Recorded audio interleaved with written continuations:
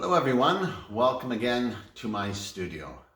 Today I would like to discuss the difference between static and dynamic knowledge. So when we learn things, in everything I do, I pretty much utilize my martial arts training and understanding to teach other factors in life, and I quite often use different analogies. So in this situation, I'm utilizing, let's say you're learning a kata or a system of movements. And the difference between if you learn something statically, what you're learning is just a process. And you're repeating a process. And so it's the same thing. If you were religious and you were studying the Bible, or whatever your religious text is guiding you, and you're just repeating what you've learned, or repeating the parables or the stories, that to me is the same as learning a system of movements that you just continue to practice over and over again. Now, dynamic would be you practice the system of movements, and then you begin to focus on why those movements are the way that they are. And then you're looking at, in those movements, if I moved in a position, where does this make my body? How am I strong or how am I weak? Where is my energy focus? And energy comes pretty much from the ground. So in this situation, you're looking at stuff and analyzing things, and you're learning. This learning is what I call dynamic knowledge, because your mind is processing and it's saying, okay, if I did this technique that I learned, how could I utilize that? Or how could it be utilized against me? That is more on the grounds of dynamic knowledge. So a person who's learning dynamically, they may even forget the first inspiration that taught them that understanding or concepts of movement. But it's the concepts of movement that matter the most. Unless you're just focused on repeating these basic steps. In religion, it's the same thing.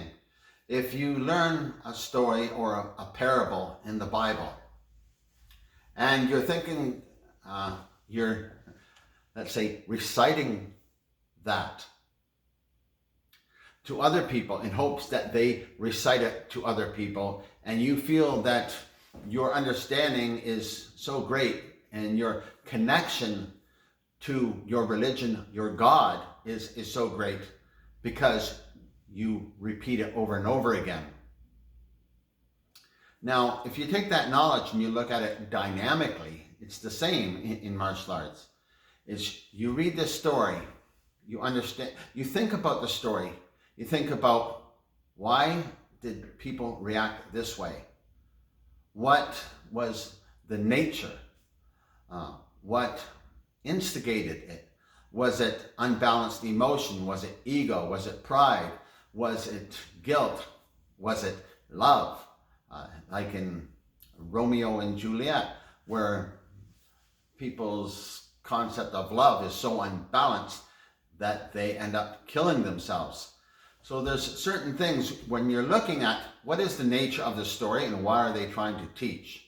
Now, if I'm looking at the nature of the story and what are they trying to teach, how can I be aware of these lessons that are happening in my life? Because there's lessons that are learned. It's supposed to be lessons that are learned, not just lessons that are repeated. So repeating things just for the sake of you're telling somebody, well, this is the way I was taught to do this, and that's the correct way, and everybody's copying that way, but they're not understanding, well, if you do that to me, or when are you doing it? In what position are you doing it? Why would you do it in that position? And then taking this basic movement and growing from it, it is this dynamics that I'm talking about. Then later on, what first inspired you to grow was just pretty much a seed for you to grow and expand, because you involved yourself dynamically. You went into deep thought, and there's experiences that we have that we can have greater experiences. If I was fighting with somebody or coming up training with somebody, and I thought, well, you know what? I hit that guy 10 times to his 2 times that he hit me. But when he hit me a lot harder. So I could say, well, I learned from that lesson, so I have to hit somebody harder. So then I just practice on hitting with a lot more power and force. And I utilize the earth and the ground to execute my force. And I become one and lock myself in when I hit them. Instead of just hitting with a movement of 2 pounds of fist going through speed and space, I'm hitting my whole body weight through speed and space. So I can look at that, and I learned all these lessons. But if I continue to evolve, I could say, well, wait a minute. Why was I hit? So I could learn another lesson. It's like, well, my movements were incorrect.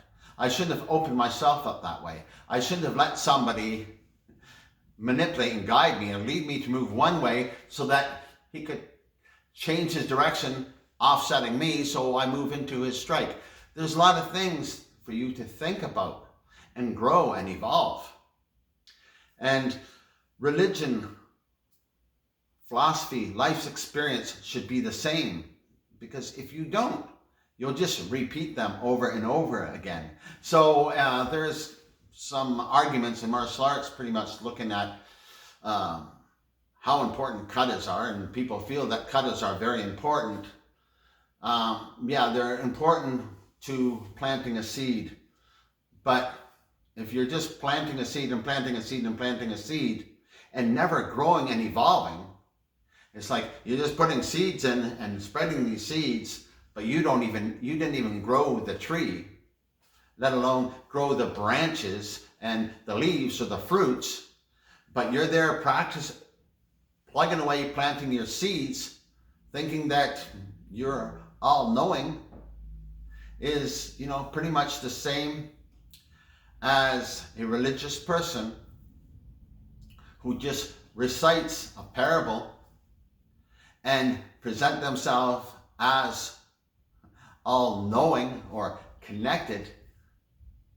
But you have to focus. You have to think. You have to analyze.